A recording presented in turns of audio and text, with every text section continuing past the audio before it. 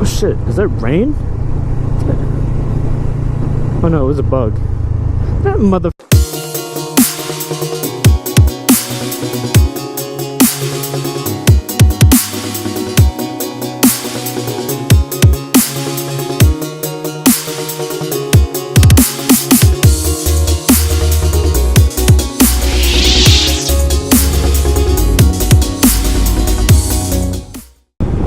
What's going on, ladies and gentlemen?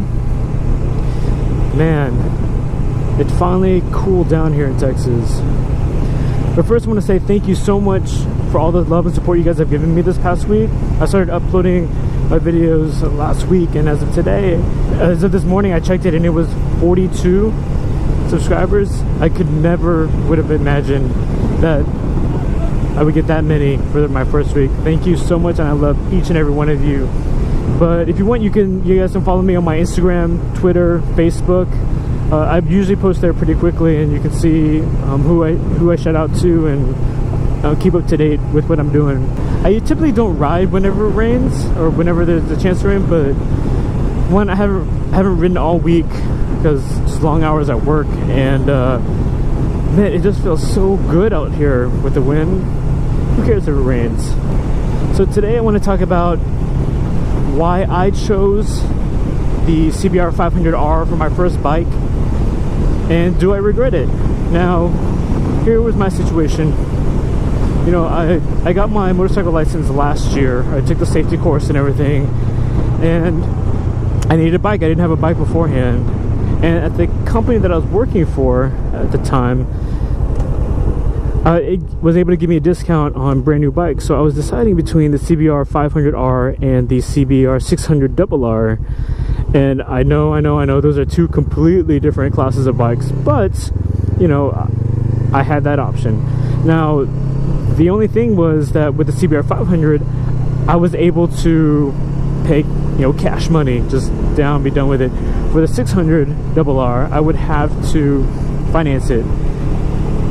And I just, you know, financing a bike doesn't really sit well with me. I mean, if it is a brand new bike, yes, and it's an amazing bike, but at that time, you know, I don't make that much money, so for the fact of financing a bike just didn't sit well with me. And I went back and forth. I was like, man, am I gonna get bored with it after a month?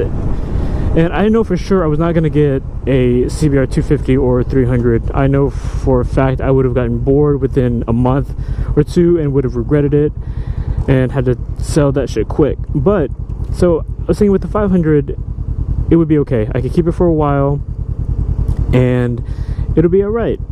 And I know others, you know, my buddies have 600s, and so if I needed that itch to be scratched for speed, I could, you know, borrow one of their bikes. So I ended up getting it, and to be honest with you guys, I don't regret it. It's pretty fast. It can keep up on the highway, and it's a great first bike, especially for those who are iffy or who haven't ridden before. This is a perfect bike to start on. Now, it's been a year, and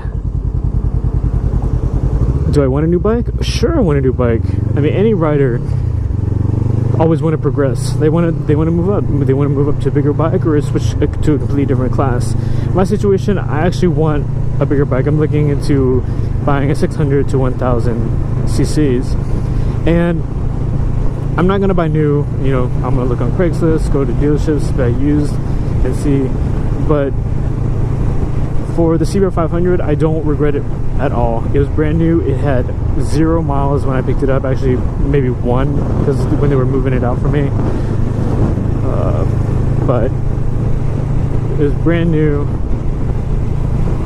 and it's a great bike. I still love it to death, and I'm never going to get rid of it. Even whenever I decide to buy a new bike, it's still going to stay with me.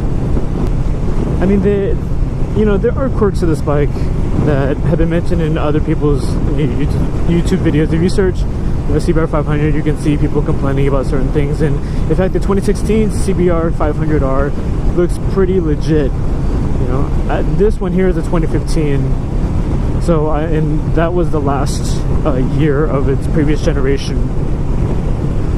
So if you are ever wanting to get, if you're deciding between what to get for your first bike, CBR500 is definitely a good choice.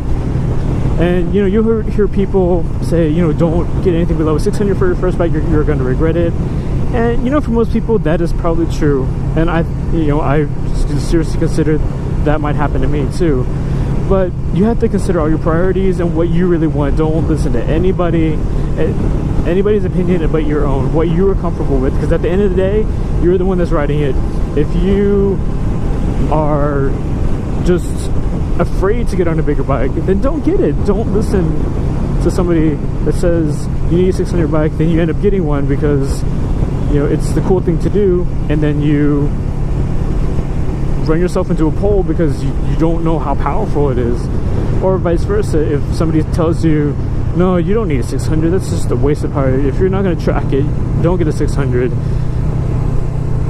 And then you end up getting a 300 and you're like, man, this sucks so bad. So just listen to you, don't listen to anybody else. Just do you, boo-boo, and just pick what makes you happy. That's it, whatever makes you happy. And that's my 2 cents on that. I'm actually gonna, for my next video, I'm gonna do a walk around so you guys can see all the stuff that I've done to it. I didn't keep it stock, of course. But yeah, boys and girls, I'm gonna end the video here.